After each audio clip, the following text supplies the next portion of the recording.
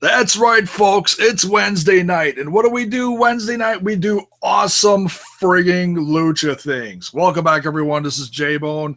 Smash This Podcast is live. Joining me tonight is Mr. Mile High Laz to go over all the Lucha Underground goodness of this evening. How you doing, brother? I'm doing all right, man. How about yourself? I'm doing all right. Kind of a chaotic couple days. I'm trying to pace myself because no Mercy is this weekend. I'm doing about 1 million predictions for that, along with this, and Wrestle Addict is tomorrow night. So just trying to easy go throughout the week this week. You see, the nice part, like I'm in this like wonderful cleansing process. I'm cleansing myself of the WWE televised product. Yeah. And it's a detox because all of a sudden you're like, oh my God, I have 5 hours a week that I can watch wrestling I can enjoy. Whatever will I do with this time? So yeah, it's a I hear you, man. Yeah, sometimes it's just the whole thing. It's just too damn much, Yeah, it gets crazy, and it's like this weekend, dude. Like we got this tonight. Like you said, we got No Mercy on Sunday. But like this weekend, I've also got, it's either this weekend or next weekend. I think it might be next weekend. Actually, no, I know it is next weekend. It's the Evolve, the 2-show weekender. Tim Thatcher and All Ego Ethan Page. And then night 2 is going to be Chris Hero versus Matt Riddle. I'm in. Wow, so that does sound like a plan. Yeah, dude, we got so much good wrestling going on. But let's get on to Lucha Underground, man. Where do we get started? Yeah, this is Season 3, Episode number 5, The Prince and the Monster. Sounds like a nasty little fairy tale from hell started here. Starts out with the episode of Dario's Dial of Doom, spins it, and we've got this evening's match against their champion Matanza. Except a little twist on this one, they didn't do it immediately. They saved it for the main event this time, which I think is kind of cool because I think Matanza deserves that. Yeah, totally. And the way this card broke down this week, I mean, and plus the two people that it is, like that has to be the main event. Like, what are you going to put on after that? Oh, yeah. And that's not to knock the other couple matches that went on before. We had one was the Mac. What was the other one? You had Cage and Tejano. No. I mean the other times where they used the wheel of the dial of doom. Son of Havoc. Son of Havoc. That's it. And that was I think that was episode 1 or episode 2. That was the first one, yeah. So, yeah, I mean, if you're going to look at, who he's going to face, I wouldn't put Mac or Son of Havoc versus Matanza in a main event. I mean, you certainly could, but this with Prince Puma being a former champ, certainly did feel bigger. Yeah, and basically what that wheel is it's the Lucha Underground take on the U.S. Open Challenge or any other open challenge that's ever been held throughout history. Except the difference is instead of the champion standing in the ring and them calling him out, the promoter is calling the wrestler to the ring. Yeah, and one thing else that I noticed about the Dial of Doom is there's also a spot on there, and I didn't notice this before, so I'll just throw it out there just for the sake of adding a little more chaos to it, is there's a spot on there for Darios Choice. I'm glad I wasn't the only person that saw that. I never noticed it before, but tonight I saw it right away. Yeah, because I think it was like right next to Puma's spot there, right on the dial. And I was like, oh, that's kind of interesting. Yeah, Puma's placement was really interesting. I got to go back and rewatch that dial because it caught my interest. Like I noticed who was on both sides of Darios Choice, and I think it was Johnny Mundo on the other side. So, like, that's an interesting pairing around basically a blank contract. Yeah, I mean, it's a neat concept. Like, it's an old WCW concept. was like the Lethal Lottery or it was a War Games or something like that, where they had a spin the wheel, make a deal type of thing. It was really weird, but it was, to me, I thought it was a cool concept. Like, this, they're taking it to the next level. Like, to me, like, what I want to do with this wheel is I want to add another layer to it. I want to add a second wheel that could be different stipulations. Oh, that'd be all right. Yeah. Yeah, like, I mean, like, you could add another wheel to that that could add not only competitor, but you could add stipulation to that as well, which to me, like, that kind of increases the uniqueness of the game, because it adds that extra, like, oh wow, dude, like, there's a lumberjack match and this and that and all this other stuff up there. It's like, wow, like, I have no clue what could happen now. It's like, okay, well, then you start fantasy booking the different matches. Well, that one would kind of make sense for this person. And, I mean, they could definitely spin that. I think they could add more to that if they wanted. I think there's more there. Oh, yeah. Yeah, I have absolutely no doubt with the creative minds that are running this awesome brand that could certainly come down the road and fit that into Dario Cueto's scheme of things. How else to say that?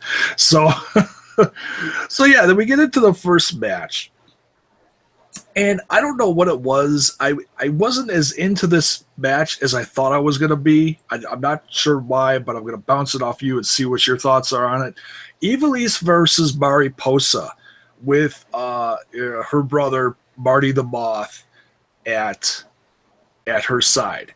And I'm usually like all about Ivelisse, and I don't know what it was, but maybe it was because these two put on a slower match than what we're used to seeing from Ivelisse. Maybe that was it. Do you think that's it?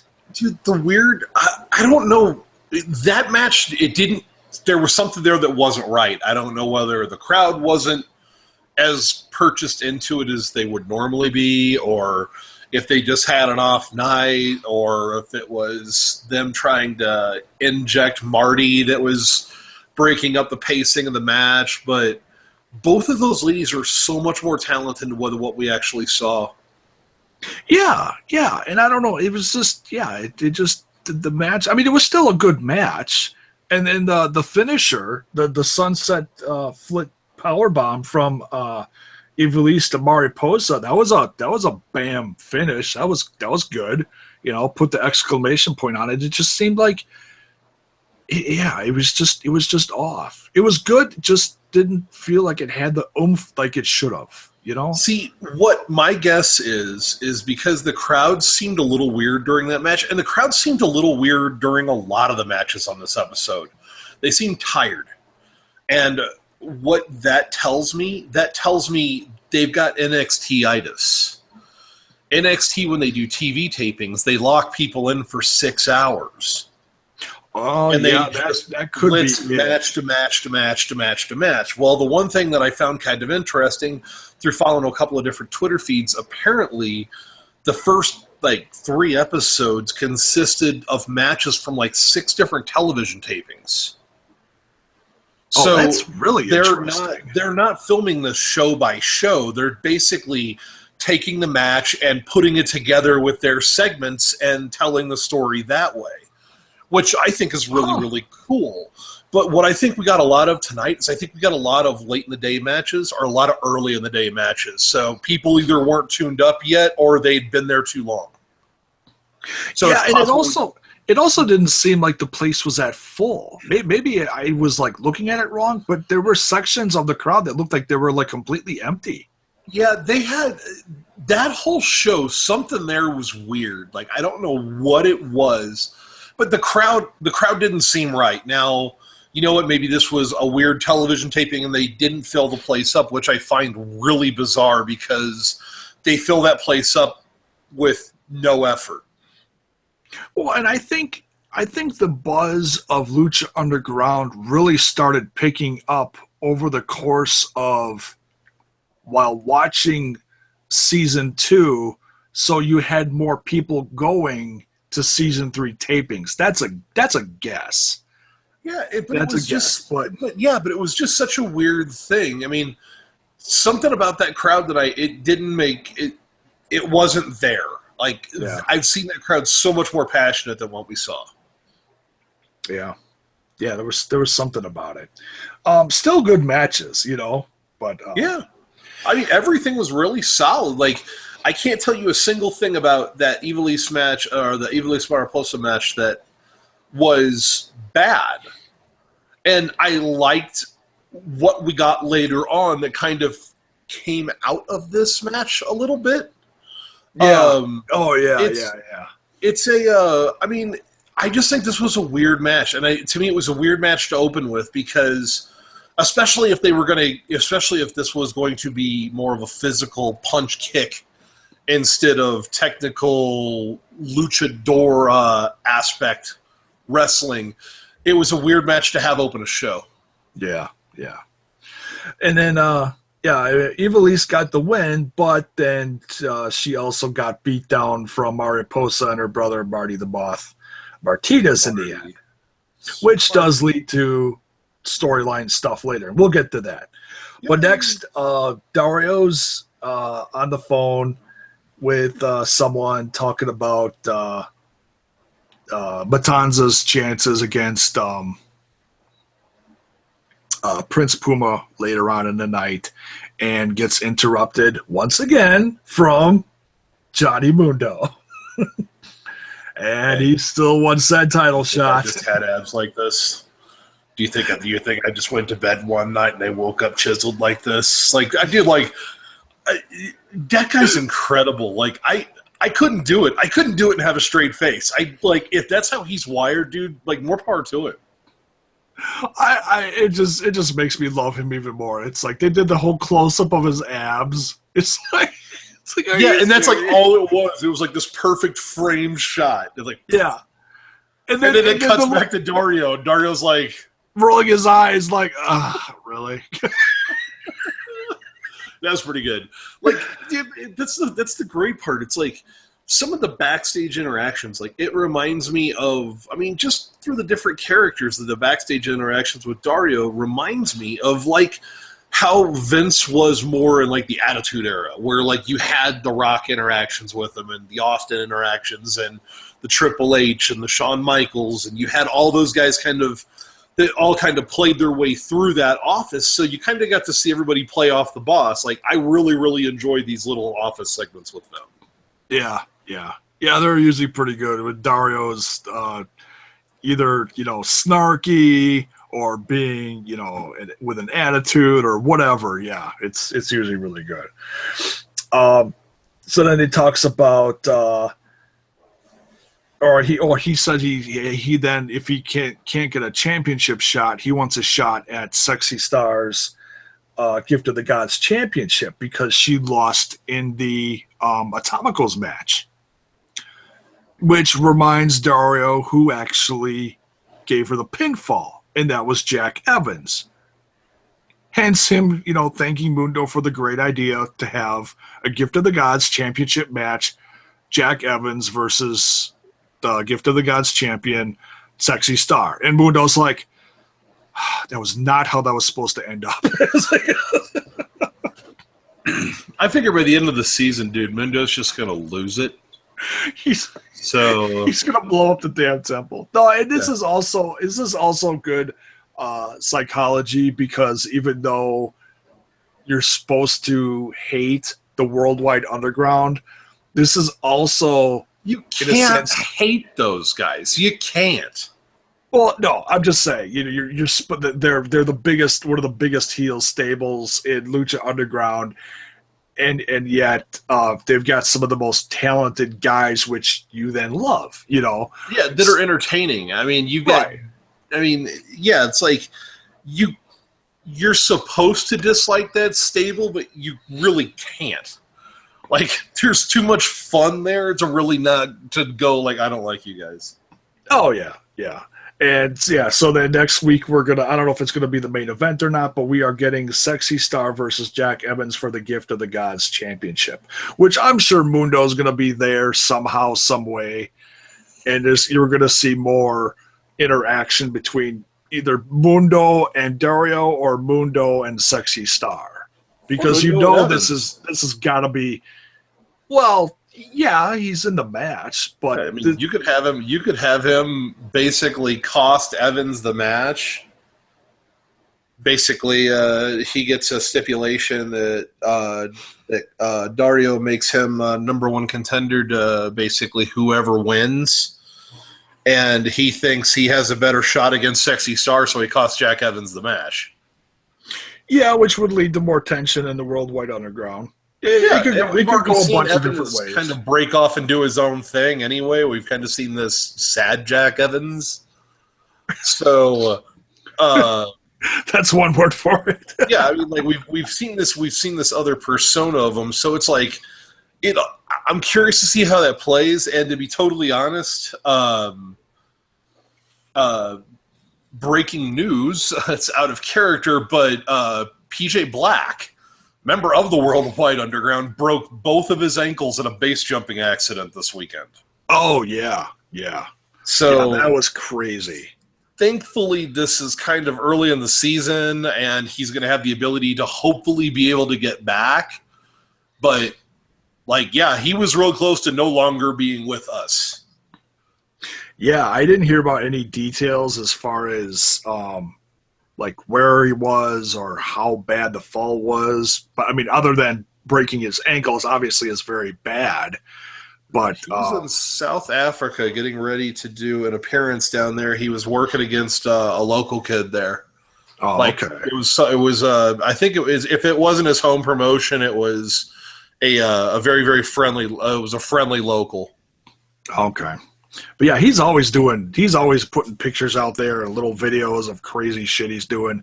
I think this might be a little warning to him, like, you might want to slow down on some of the Dare Wolf stuff, it's because now this is affecting his career and he's going to be out for who knows how long, He's got 36 weeks to heal before we're through this season. Well, yeah. Because we don't know when they're shooting season 4 either. So yeah, but the nice part about that is I'm sure they'll shoot a couple of weeks and then they'll break for a couple of weeks and then they'll come back and they'll shoot a couple of more weeks. I think they shoot these in like 10 episode segments or something roughly. Yeah, like once a month ish. So, yeah. I mean, it's one of those. It's nice that if for any reason he can still do backstage stuff and they can pretty much hide his feet. Yeah. So, like, he could do all the backstage stuff, and then pretty much once he's cleared, he can get back in the ring. So, I mean, it's nice the fact that it is his feet. It's something that can be concealed. Yeah. So, if they want to use him in backstage stuff or whatever, he can still do that. Yeah. They'll figure something out. Yeah. And there's other Lucha Underground news regarding next season, but we'll get to that once once we're done with the review of the episode. I really hope he gets brought in as an assassin. He's going to be brought in as something. I don't know what, but it's going to be good. But let's get back to this. So Mundo tries to get the championship, doesn't. We get one of the matches for next week. Sexy Star versus Jack Evans, like we said, for the Gift of the Gods championship. That's going to be fun, man. It's going to be great. I mean, two incredible talents. Jack Evans, regardless of his in-ring, out-of-ring, general persona, behavior, whatever, the guy's probably one of the top 20 most talented wrestlers on earth because he can do things that there's a lot of people that just flat out can't. Yeah. He's quite the Lucha Libre veteran, so yeah. These two are going to put on a hell of a match. And let's see, the next match number 2 of the evening, is also match number 2 of the Best of 5 series between Tejano and the man they call Cage, who is going into this one up on Tejano. The series is Cage 1, Tejano nothing. My biggest beef with this match was the opening bump. That pass-through drop kick that Tejano tried to throw. Yeah. Cage was like in another area code before Tejano was airborne. Yeah. Like, It was just this weirdest thing because it just looked like Cage was just like, yeah, whatever. Just like walks out of the way and Tejano does this back bump. And I'm going, huh? Like it was just such a. It didn't seem like it fit. Like especially between these two guys, it's like I could see maybe if Cage would have gotten a little bit more physical with the pass through because I mean we've seen him do that in the past, but yeah, this was just like, hey, fuck it, I'm gonna go over here now. Yeah, it was just weird. Like that opening thing was like you're going that doesn't make any sense for the two guys that are in this ring, but okay. And I think this was a slower paced match than the first one. At least it seemed like it was. To me, it's like that first match started off. The first match had to be hot because at that point we thought it was a one and done. We thought that was for the ultimate opportunity. But now they have to build this like a best of 5. So basically they kind of started off hot in 1. They had to step it down to 2 so they could rebuild back toward 5. Yeah. So, I mean, it makes sense that it was a little bit slower. I mean, honestly, I figured this match was going to be a little bit more brawl heavy. Yeah. Because that isn't as physically taxing, I would assume. You're not taking as many bumps and things like that, and you can be a little bit more safe about what you're doing with each other, just to where that way they're not causing any punishment to themselves going forward. Yeah. And I have absolutely no doubt that somewhere along here, Dario's going to throw a little something in there saying, yeah, hey, there's going to be a bull rope match at some point between these two. I can almost bet on it. Yeah, bull rope or a tables match or something. Yeah, he's going to stir up the pot, make it a little more interesting. I would like to see a good old fashioned dog collar match between these two. That's kinky, dude. Hey, dude, most of the time people have to pay extra for that, man. It's okay. In California, people are into it. It'll be all right. Right. That's normal out there, right? Yeah. Yeah, it's like it's LA, dude. It's like, oh, so yeah, dude, you're about 7 months behind the trend. No, I'm actually about 35 years. Kate is like, I just did this last night. You're going, huh? Like, what is going on? This is LA. Yeah, dude, it's like, oh, really? Oh, so you guys are going hardcore? Yeah, we call that Tuesday.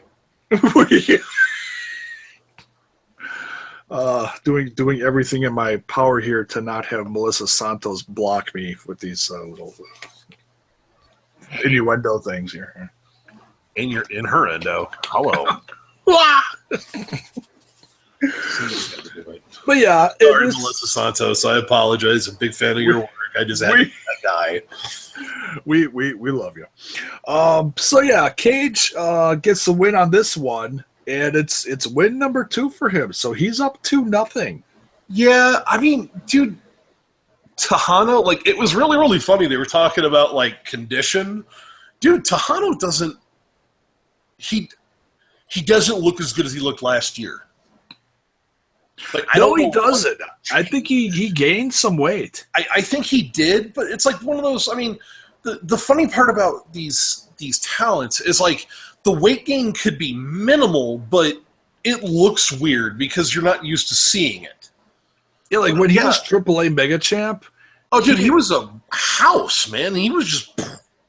Yeah. In his feud, his short but sweet feud against almost said Dario Cueto. No, Alberto El Patron. So yeah.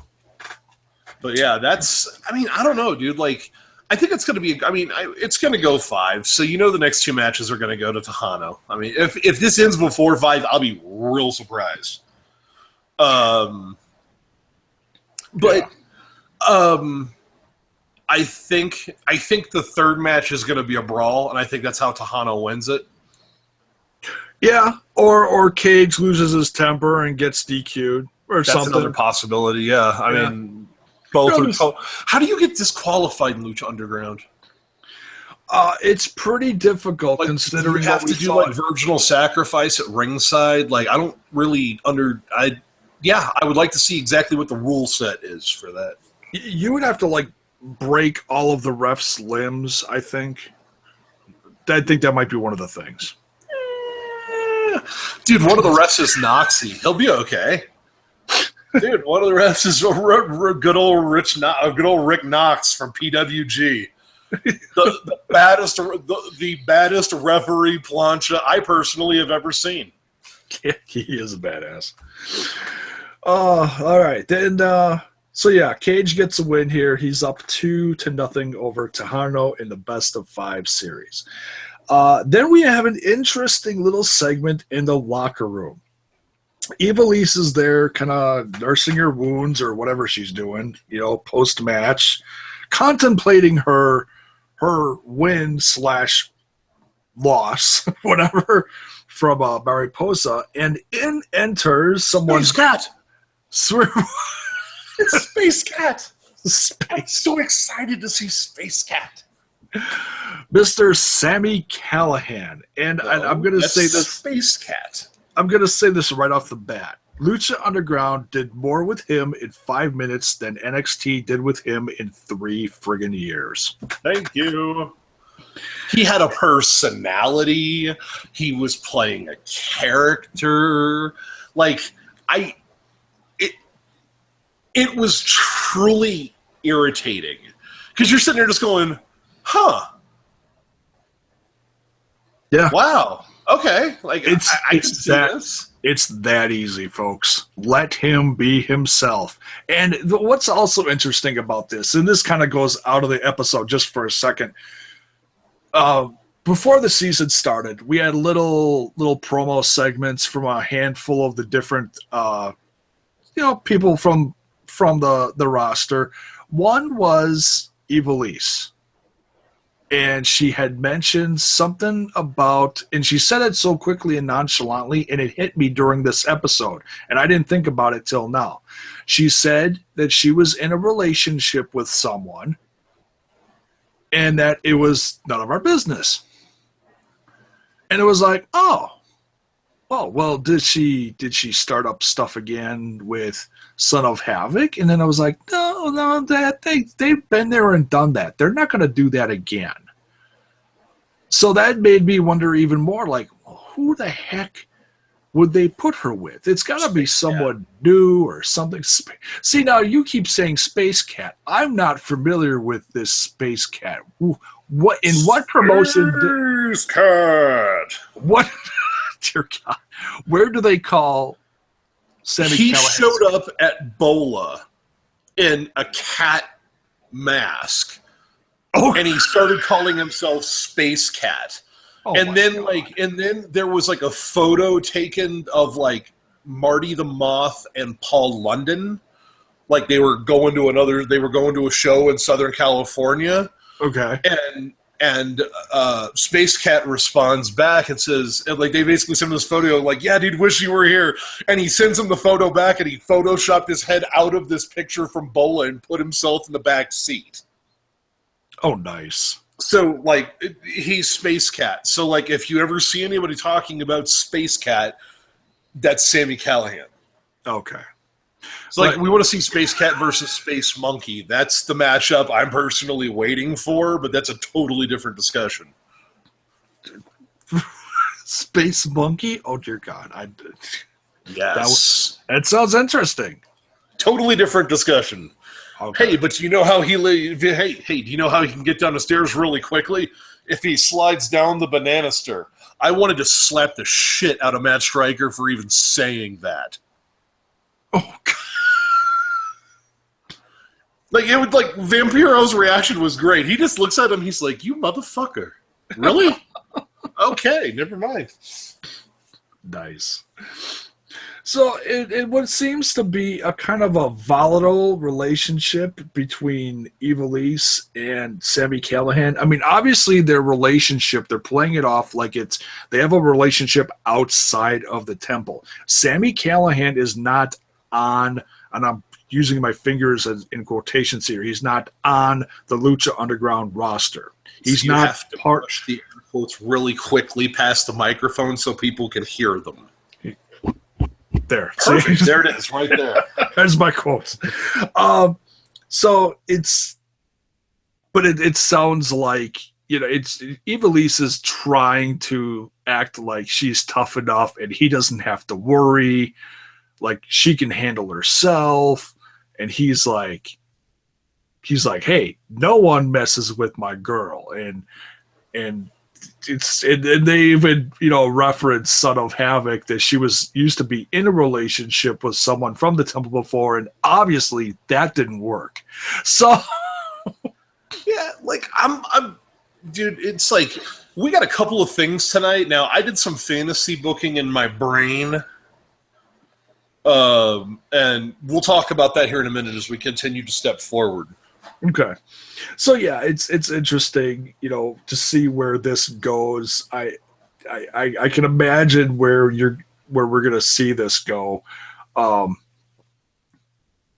fact, if you just want to just throw it out there, go ahead, and then we'll get to the next thing, which is basically the main event. What I'm hoping for, to be totally honest, what we're gonna get, we're gonna get Callahan, Ivelisse versus Mariposa and Marty. That's exactly what I was going to say. Which sounds a little SmackDown-ish, but it does. But I think you're going to see a couple of things here. First off, I think that Marty is a good enough talker. I think he has the ability to be able to put himself out there personality-wise. That I think he's going to be able to augment Sami Callihan as he kind of fully embraces exactly what's going on. I think that transition between those two, because the thing is Callahan can cut a promo. Yeah. Marty can deliver lines. So I think it's going to be one of those things where you're going to see line, promo, and I think eventually those will become the same thing. Yeah. But nonetheless, yeah, and if it does, it does seem like that'd be the obvious thing to happen. And does that make it somewhat predictable in the very unpredictable Lucha Underground world? Yeah, a little bit, but that still doesn't take away from there could be a lot of fun during that match.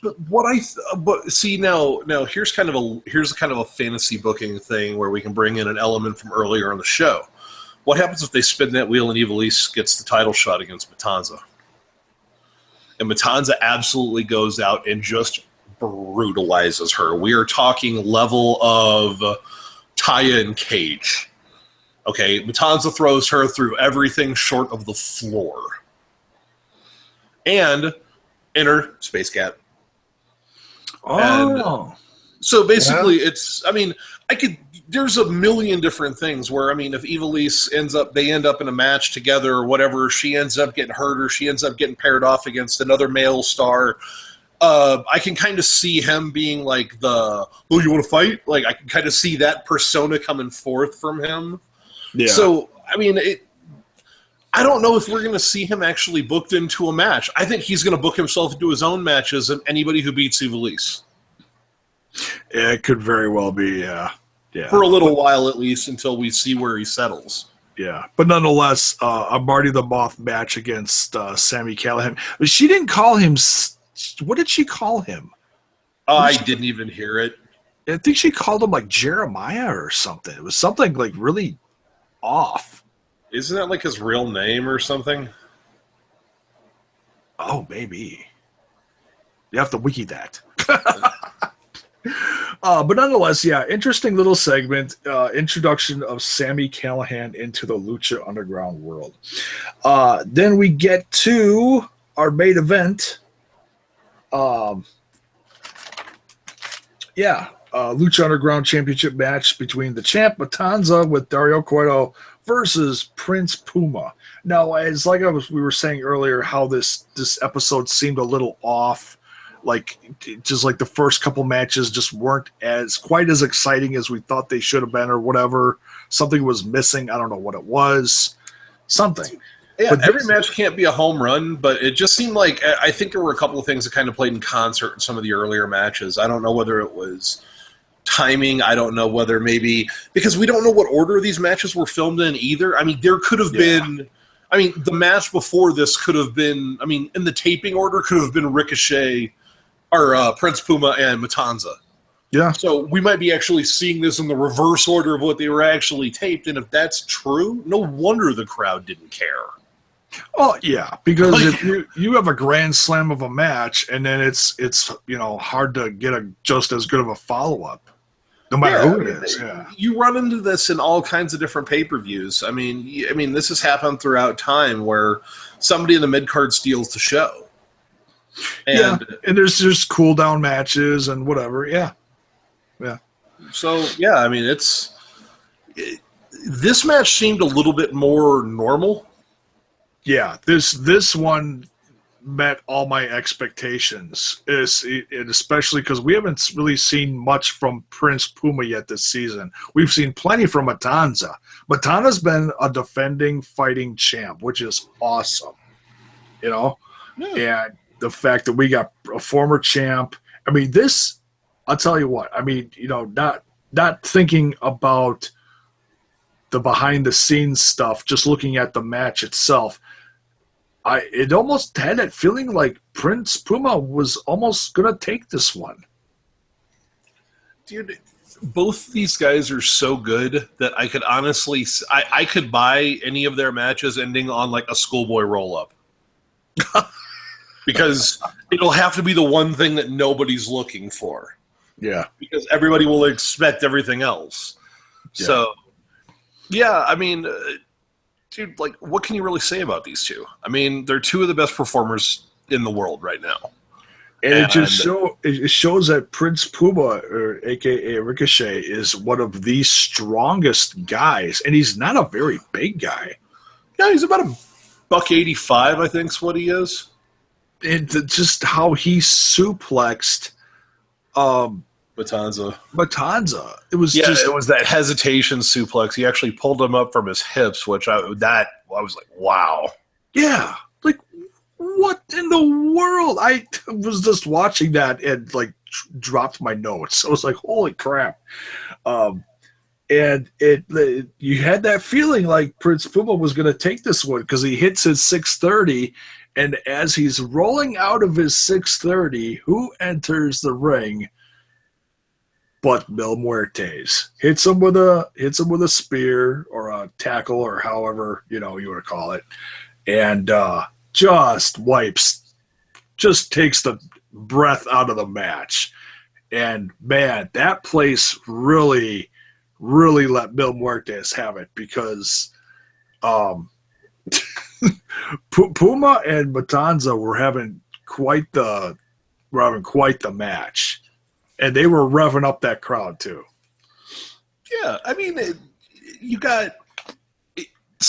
is like, I understand why they did it. I get it. Like, I don't need anybody to explain it to me, but it's one of those finishes that it's like, I hate that it happened. It's like, if there was ever a match that deserved a definitive outcome, this match was it. Yeah.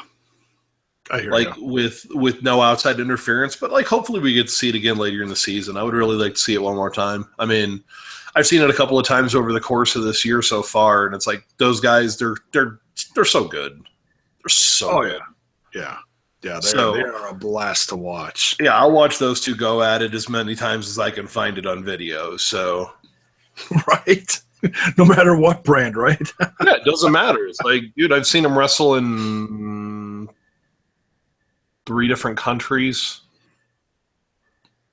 3 different countries, 4 or 5 different promotions. So, yeah. Busy guys. They're all over the place and doing great things. So, oh yeah, they are. And Mil Muertes interferes, hits Puma, and Katrina's there too, looking absolutely dangerous. Like if you look at her wrong, like you're just gonna die. And Matanza retains, which this just fires up the feud. Puma had one up on Mil Muertes, and now Mil Muertes got the little payback to Prince Puma, and this is just going to build to just awesomeness. Oh, man. It's like every week over week, it's like they just keep adding more and more stuff to it. It's just crazy. Yeah. And then and as I'm looking for the time, at the time on the clock, this match is wrapping up. Dario Cueto leads Matanza out of the ring, leading him away with the key. I'm like, oh, there's 2 minutes left.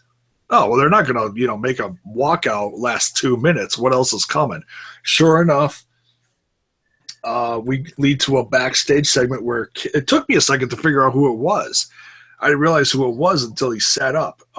Killshot is working out in the back room, and all of a sudden, Joey Ryan is standing over him with his, classic lollipop. Good old sleazy Joey. Oh, yeah. And hands him an envelope. And it says someone came by and dropped it off. And says something, well, who was it? And Joey says, well, what do you think? I'm some kind of detective? Isn't that what his job is? And the entire audience at home goes, oh, yeah? That's what I was thinking. I'm sitting there going like, was he introduced as a detective? Yes, he was introduced as a detective. And I'm like, of course that's your job. He's Officer Ryan. But the thing is Joey's delivery is so good. Like, you know what I want to see happen? Like, for season 4, I want to see Joey Ryan and his idiot sidekick, Officer Colt Cabana. Oh, gosh. I'd be 100% okay with that. I would never blink when they were on screen. That'd be a riot. Heck yeah. He could almost be like Colt Cabana could almost be like a, oh gosh, who am I thinking? I'm thinking of the classic Andy Griffith show where, Barney Fife. Barney Fife, and then there was the other one that came later in the season. The guy who, Jim Neighbors. Oh, but what was his character? Gomer? Gomer Pyle, yeah. Yeah, okay. Yeah. There we go. All right. I am absolutely, I have just completely, I think I just strained a neuron. I'm going to have to take a couple of weeks off. I'm sorry I did that to you. That'll be all right. It had to happen sooner or later. If it wasn't here, it was going to be somewhere else on other completely random, worthless trivia. You helped me make up for my slight lack of senility there, which I should know this because my dad watches it all the freaking time. So Joey Ryan hands him a piece of paper, or envelope, I should say, with a piece of paper inside of it that looks all like bang to hell with writing on it that says, "You left me for dead." And enter... Who I'm hoping this is AR Fox. I think it is. Because if you're going to tell me we're going to watch AR Fox and Shane Strickland do 45 minutes of flips over the course of the next 35 weeks, I'm in. I'm in. Because if you go back and watch the Lucha Underground Season 3 trailer, you see a lot of AR Fox, and he's wearing dog tags. And he's, there's obviously some kind of interrogation segment where he's looking absolutely beat to hell. And there's also footage of him in LA, like running down the street. So we're going to have some kind of like time-lapse footage over the course of the next few episodes, I'm guessing, where we see AR Fox in some military situation where Killshot was part of his troop or something, and then fast forward in time to now he's in LA and he's looking for the guy who left him for dead, and which is odd because I can't picture Killshot, because Killshot seems like a pretty straight up guy. Yeah, but you know what? I don't see this. This could be a scenario where time warps history. Yeah. Where Killshot genuinely thought he was dead. Yeah. And saved his own life. And can you really fault him for that? Obviously, this other unknown entity is. Yeah. But at the same time, it's like, okay, like I could see, like, especially like if we're to believe Killshot's ex-special forces and all this other stuff, you put 2 and 2 together, that storyline kind of writes itself. Yeah. So yeah, it's like I can see it, and you know what? And the guys that are writing the story are going to be able to put together something compelling enough that'll make it great to watch. It'll make it good TV. Yeah, I can't wait to see how that unfolds in the future. So and that's it for episode 5. Not a tremendously awesome episode, but still good nonetheless, because we had, what made up for what was kind of odd with the matches, what seemed a little off. We got the introduction of some new and different storylines. I think that kind of made up for it, at least for me. Some additional info. And the thing is like the matches tonight, they weren't bad. No, they weren't. They were just weird. Like the crowd was weird. Yeah. So it's like, I would almost recommend, like, if you watch some of these matches and you're not feeling them, try muting the sound. Try turning on some music or something and just kind of watching the match, because the matches themselves are not bad. But there's something, either it's how that match is translating to the crowd, or something has gone on with the crowd that maybe they're tired, or maybe the previous match was too much, or whatever. It was kind of a weird episode in that respect. Now, you got to the main event. Main event was normal. Main event was insanity as usual.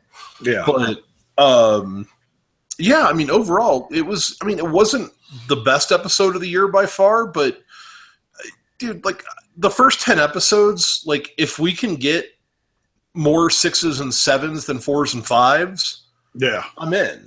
Because basically they're telling us the beginning of the story. They're trying to get all the storylines spun up, and we still have a lot of people there's not independent storylines for. Oh yeah, we have a long ways to go. Yeah, we've got 30 plus episodes to go. So yeah, it's like, and then I mean, you've got so much going on, but it's like the first 10 episodes. It's like if the matches are solid and if the action's good and they're getting us introduced into the storylines, I can take the time. That's fine. And the way we're wired as, fans of wrestling nowadays, and everyone's different. Everyone has their different cup of tea that they like. I've noticed more and more, and I've tried to become more patient as a wrestling fan, but my point is, so many people want everything 5 minutes ago.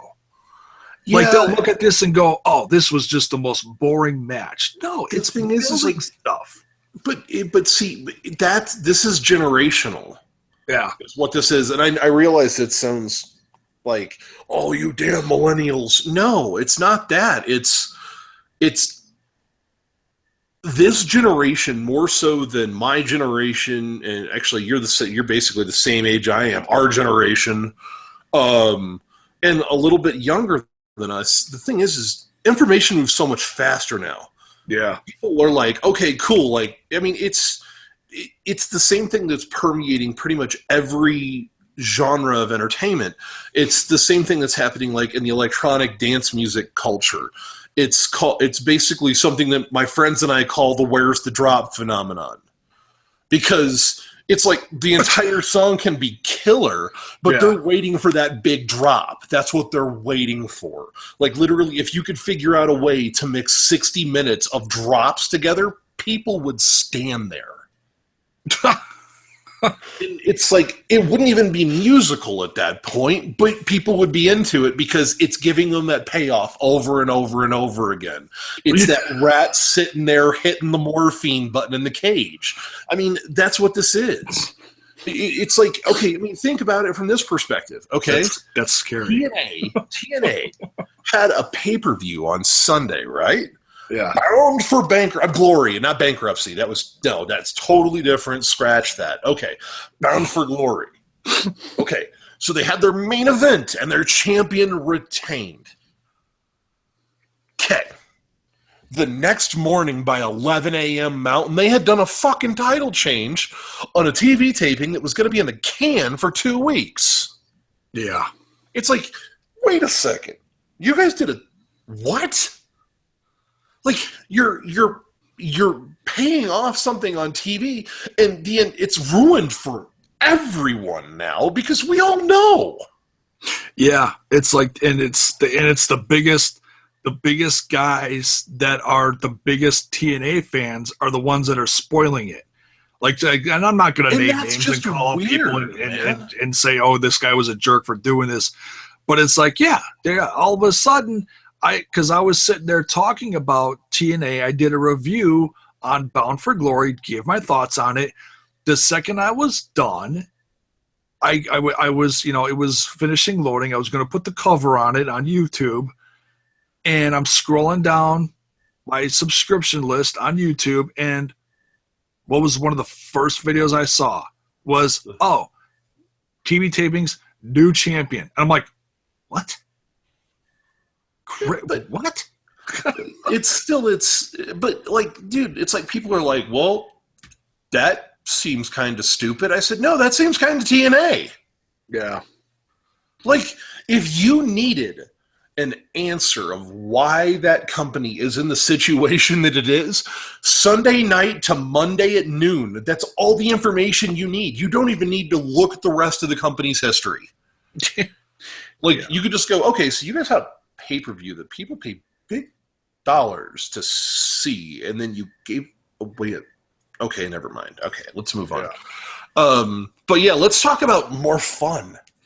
Yeah, I did a video on this last night, but I'm bringing this up again because I want to hear your thoughts and your comments on this. News came out late last night from an exclusive interview from Bleacher, I believe it was Bleacher Report. That sounds about right. And talking about someone who is signed now for Lucha Underground, who has been associated with the company for a while, but it's all just been little trickle news here and there. Nothing officially has been said.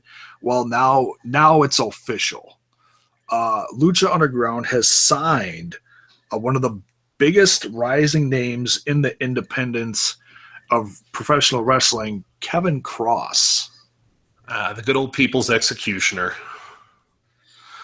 Kevin Kross is 6'4", 265 pounds, and he throws what is referred to as the Doomsday Suplex. It is one of the prettiest Saito suplexes I've ever seen. It looks vicious as hell. Well, dude, it's his form, and he gets so much elevation on the person. The thing is, it's like Masa Saito, dude, the guy is the originator. Like, how could you tell me he's doing it wrong? But even at his absolute perfect execution, Masa Saito was like 5'8". Like, your worst case scenario, you were falling 4 feet to the ground. Yeah. So, I mean, like, dude, this guy's putting you in another atmosphere. It's another time zone. You. So the nice part about Kevin Kross is Kevin Kross has made some of his content very, very easily available. So if you guys are fans, now hold on one second here. I got to engage my Bell's palsy. Hold on. All right, here, because JR, if you go and download the Fight TV app, you can see future stars of wrestling, FSW, out of lovely Las Vegas, Nevada.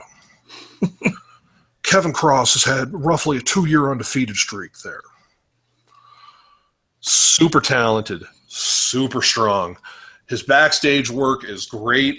One of the first things, because I kicked on the Fight TV app. Now, guys, I realize that everybody's kind of got their own opinion on it. I think it's kind of cool because it kind of opens up some wrestling that you would not have access to otherwise. Yeah, I've kind of got to pick around. There's a lot of different stuff on there, and there's a lot of different indies. I mean, there's a lot of different local indie stuff. Like, there's an indie on there that's from 20 minutes from my hometown. So it's like I keep waiting for somebody I know to walk through the curtain. So, but yeah, you can go. The nice part about that app is if you're somebody like me and you're completely annoyed with the fact that Ring of Honor refuses to play ball with normal people, you can watch Ring of Honor on demand at your whimsy on the Fight TV app. You can do the same thing with Future Stars of Wrestling. There you go. You can do the same thing. And the other cool part about it is the nice part about the app is the fact that you can also do pay-per-views through there too. They're doing the tomorrow at noon Eastern, I think, is What Culture's first pay-per-view. Oh, okay. I mean, I'm kind of sad I'm going to be at work because I really wanted to get it and watch it live. I mean, I'm not going to pay $15 to watch it after the fact. Like, I really wanted to kind of, like, I was hoping for that to be Saturday, actually. But they're like, oh, it's Thursday. And I'm like, who the fuck? What? Okay, first off, you're doing a pay-per-view on Thursday. Great. Okay, now the only problem is your largest pay-per-view buying culture, it's 11 a.m. What the fuck kind of business plan is this?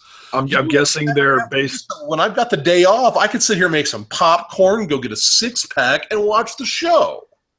Right. So now, the other one, out of the UK? Yeah. They're out of I think they've got like 2 different offices in the UK. I think they're originally based out of Newcastle. That sounds about right. Yeah. But yeah, I mean, they're doing shows all over the country now, though. I mean, apparently they drew a lot of heat on themselves from planning a show in London, but that's a totally different discussion. You had a lot of promoters that promote the London area. Like, the Butt Hurt was way strong. That, oh, you guys are coming into our territory. It's kind of like, and? Like, as far as like, what if you guys do it better than we do? It's kind of like, well, then you better do it better. Like, I mean, to me, it's like you could hit a point where you hit a dude. The UK is just rotten with wrestling. It is incredible. I mean, it's like going to a roach-infested apartment and start turning things over. Like, every time I find one promotion, I find 4. It's unreal. It's absolutely, because it's just like, and it's like, you're like, oh, well, like, okay, well, you find this promotion, and then it's like, you see the wrestlers that perform for that promotion, and then you kind of start looking into their history, and then you find the promotions they worked for. Like, yeah. If I really sat down and made an attempt at it, I could probably spend a year watching nothing but UK wrestling. For, like, say, the last 5 years, if I was watching wrestling, say, 6 hours a day, I could probably do nothing but the UK for a calendar year. Yeah, there you go. And come up with some pretty damn good stuff, too. Dude, and, like, I mean, that's what I mean. It's like, dude, there's so much great talent out there right now. It's like, Lucha Underground's imagination is only limited by their budget. Because there's so much talent out there right now that's accessible to them that they could choose to bring in and utilize, and all of these talents are totally different feels, and it's not like you're not your typical luchador guys. Like, I mean, like, a guy that I want to see, like, character wise, give me Jimmy Havoc. Right. Give me Jimmy Havoc. I want Jimmy Havoc in Lucha Underground. Let Jimmy Havoc be the sadistic prick that he is. Yeah. I mean, embrace that. And I think that you could take that character, like, even Marty Scurll. Okay, like, I was going to mention him next, like, yeah. Like, you could make that bigger than life in that stage. So, I mean, it's like, but see, that's the cool part about it. It's like, the nice part about this, like, this little universe of Lucha Underground is the fact that they're only limited by their budget and their imagination, because there's talent out there to play any role they can come up with.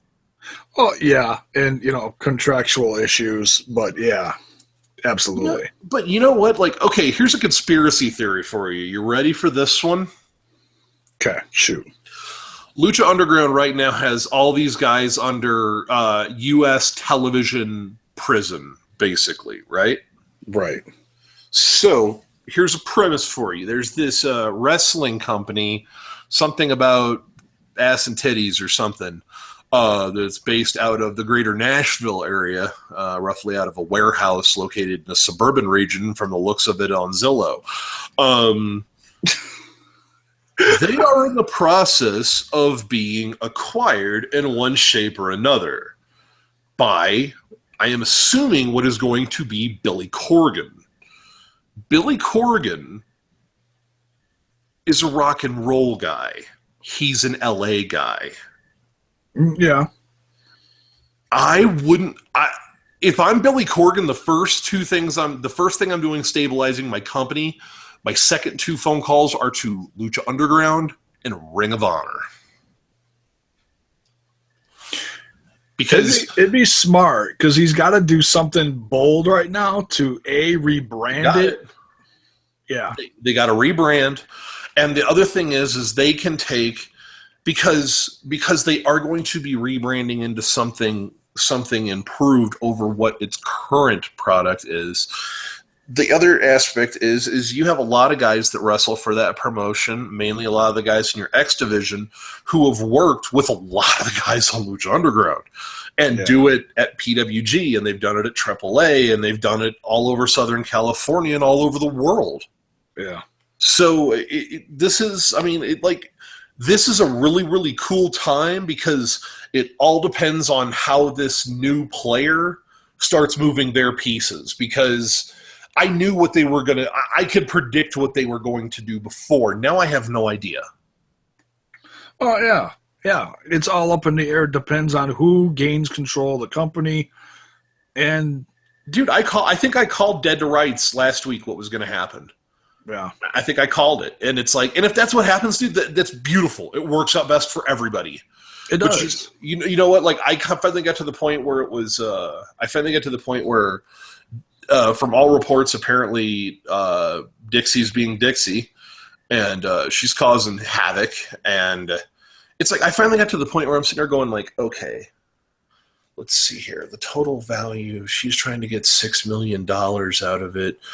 The catalog itself probably worth 2.5 to 3. That means she's charging $3 million for an infrastructure that's basically worth nothing with the exception of the television time. Yeah. So it's like I finally got to the point where I'm just like, dude, if I'm Billy Corgan, dude, I'm calling Pop TV myself. Yeah. And going, look, we're doing TV tapings this week. We're going to record 8 weeks of television. I can have a program ready to go live for you on January 1. Yeah. So that gives him the opportunity to basically set up his little infrastructure. He can set up a show, set up an environment for 1,500 people or whatever, pack it to the rafters, put on a great show, and he's off to the races.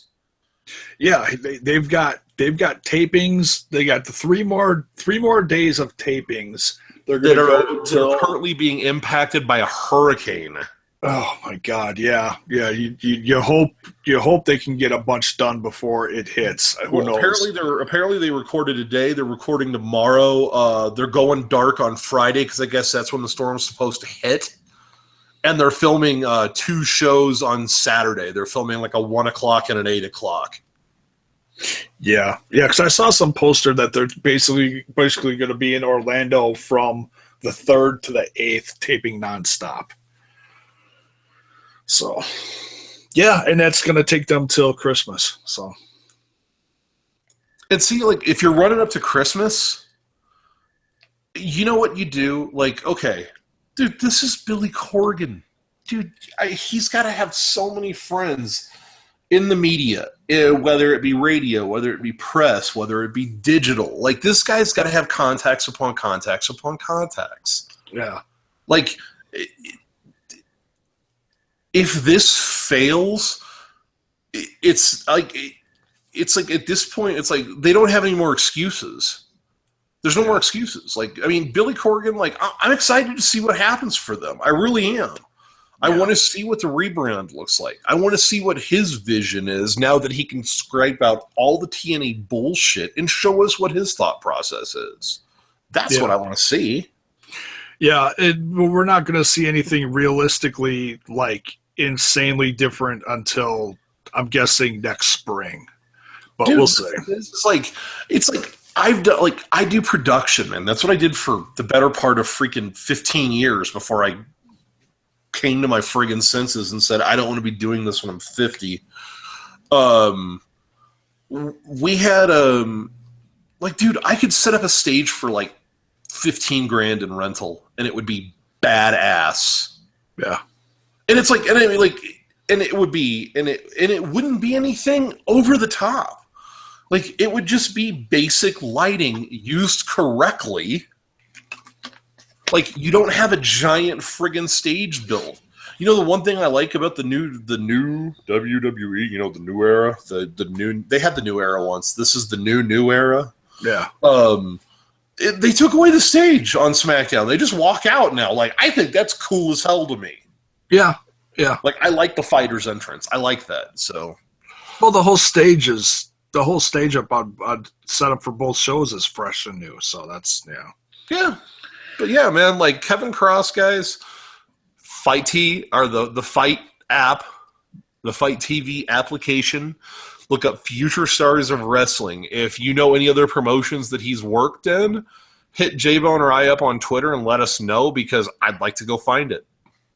Yeah, he was in Global Force Wrestling for like a cup of coffee. I think he did some recording with them, but that recording, unfortunately, like I said last night when I talked about this, is never going to see the light of day.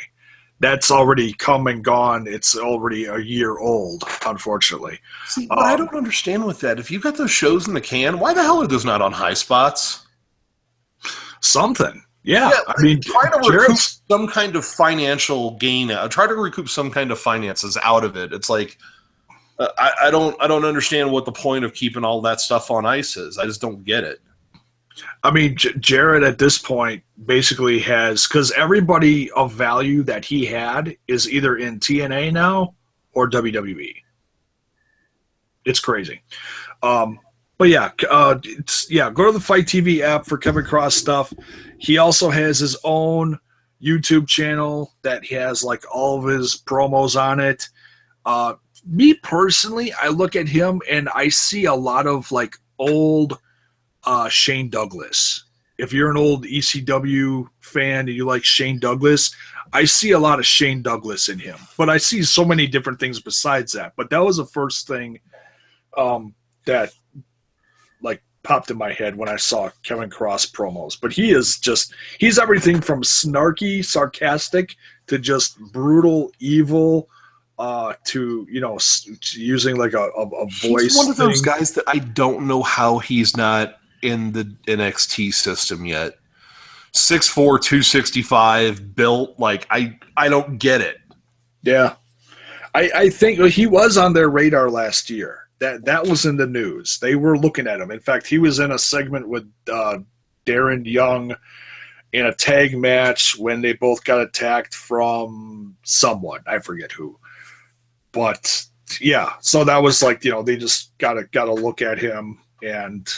But yeah, he's all over YouTube now. Future Stars Wrestling also has their own YouTube channel with just specific matches of his. You can go check out matches with him with Eli Drake. Waiting for something with Matt Hardy to pop up there because I think that either just happened or is happening soon.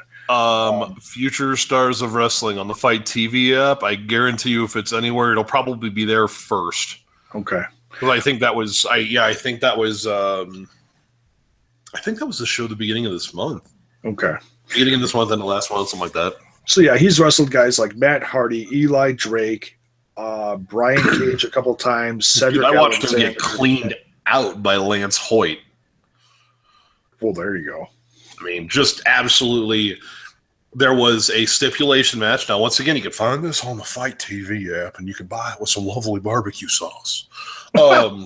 So there's a match on there where he ends up in a match with the commissioner of FSW and basically beats the guy out. And basically the guy takes off bolting out of the arena. Kevin Kross gives chase, and who meets him on the other side of that door? Lance Hoyt. Oh. And yeah. Needless to say, they brawled around this entire ballroom, and I think I know the ballroom the show took place in because, like I said, I did production and I lived in Vegas for 7 years. So, yeah, it's an interesting promotion. They've got a lot of young talent there, and they've got a lot of really, really colorful talent there. I mean, you could definitely feel the Vegas influence in a lot of the characters and the personas. A lot of them are a little bit bigger than life, but it's fun. Yes, the one tag team that was in Global Force Wrestling. The Whirlwind Gentlemen. No, there was something else. Scum something. Oh, the Reno Scum. Reno Scum, yeah. They're in there. The Reno Scum, the Whirlwind Gentlemen are my favorite, dude. Those guys are hilariously fun. They did a couple of. They've done a couple. I think they do shows separately for Future Stars, but they've also done some shows for.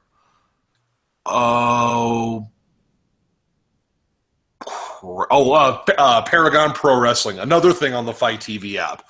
They were their tag team titles for a little while, dude. Super entertaining guys. Okay. Well, yeah, there's a lot of Lucha Underground guys in there. Willie Mack's in there. Like I said, Cage is in there. So, yeah. Yes. Interesting little promotion. This guy who's been undefeated now for 2 years and has been their champ for a solid year now is certainly something. A year, 18 months or something. I mean, he's had an ungodly run. Yeah. Yeah. So and the thing is the guy's still over. He's still over. Yeah. It's like most of the time you hit this point of a title reign and people are just like, oh my God, just go away. I don't care anymore. I just want you not on my TV. Well, and for a while, if you watch the stuff and watch some of the promos that are on there, it looked like he was going away. You know, because he started to name drop shit like Paul Heyman and stuff like that, which made it almost like a shoot feel to it. But see, that's what wrestling can be. That's what segments can be. That's why, like, when people are just like, "Oh, well, you just hate TV wrestling." It's like, no, I don't hate TV wrestling. I just know what it can be. Yeah. I know with a little bit of creativity, and to me, it's like, especially your bigger companies, it's like, dude, you got so much at your disposal, man. Just be a little bit creative, and you can do this. Yeah. So, but yeah, next week we're gonna talk some more Lucha. Oh yeah, Lucha. We'll be back, and we'll try to be on time this time. Yeah. We were a little late, yeah, because I'm multitasking, and I'm not the best at multitasking, as we can see clearly today.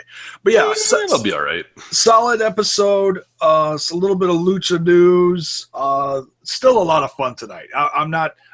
You know, this isn't gonna like take me away from it. Like, oh God, you know, I don't know if next week. You know, no, I still love it. I'm not worried, dude.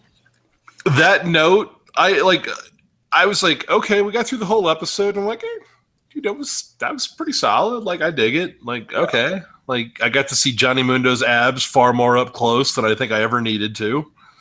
Like, almost like uncomfortably close, where you're just kind of like, dude, I think I might be gay now. I'm not sure, but okay, sure. Close enough that we could probably do an entire Lucha Underground show just talking about the definition of Johnny Mundo's abs. What do you think? I refuse. Absolutely not. Under no circumstances. No. Sorry, sir. I am comfortable in my sexuality, but sir, I am not that comfortable in my sexuality, so it's going to be okay. I like him. That's all I'm going to say. Dude, it's like, as long as, if this turns into friggin' Kill Shot and AR Fox, dude, I'm gonna jump up and run a lap around my living room, and I'm cool with that. Like, see, I didn't pick apart the trailer like a lot of you guys did. Like, I was just like, oh, that's cool. Like, I watched it once. I don't think I ever watched it again. I was like, yeah, that's a pretty cool trailer, because I really didn't want to go, oh, well, there's that, because I know that's how my brain works. So I broke it down basically frame by frame practically, because there was so much in it. It was so much to pick apart, and I'm a retarded Lucha Underground fan, so yeah. Yeah, somebody had to do it. It might as well be. Right? So yeah, that's going to do it for this one. Thanks for listening. And I just hope this, I want this podcast to grow at the same time as we love this brand and talk about other things on this podcast as well, WWE and TNA and whatever else. So, but if you like what you're hearing, underground centric. Yeah. But the thing is see, if this was Smash This podcast with J-Bone, it would be 100% Lucha Underground. But he has the tangential master from the Mile High. And I'm a terrible influence, everyone. I apologize. I'm sorry. No, but you bring a lot of outside stuff to the forefront of what a lot of people probably never heard of. So I'm not My complaining. thing is the cool part about where I sit is I kind of play the part of Dr. Wily from Mega Man. Like I'm the guy sitting at the top of the castle, like watching all the other bosses play. Yeah, how was that for a reference? There you go. TJP, another Mega Man reference. I am on a roll. Okay, but like it's kind of cool not being kind of blinded to one promotion. Like I'm kind of in this cool spot where it's like I'm kind of a wrestling fan free agent where like I kind of go and check out a bunch of different things. I'm a wrestle horror at this point, pretty much. But the nice part about it is like I can kind of pull different pieces and I can show you how they all kind of work together. Yeah, and that's not a bad thing, because like I said, we get introduced to so many different things through Lucha Underground because we see this guy from this promotion, we see this guy who came over from this promotion. Yep, and the fun part about it is the more you chase the leads, the more you find. Yeah, exactly. So that's going to do it for this one. I am J-Bone. We'll see you real soon, probably doing No Mercy predictions within the next couple days before the weekend. And we'll see you for that whenever. I'm going to predict that there's going to be a pay-per-view on Sunday. Damn it. Spoiler alert! My bad. Sorry.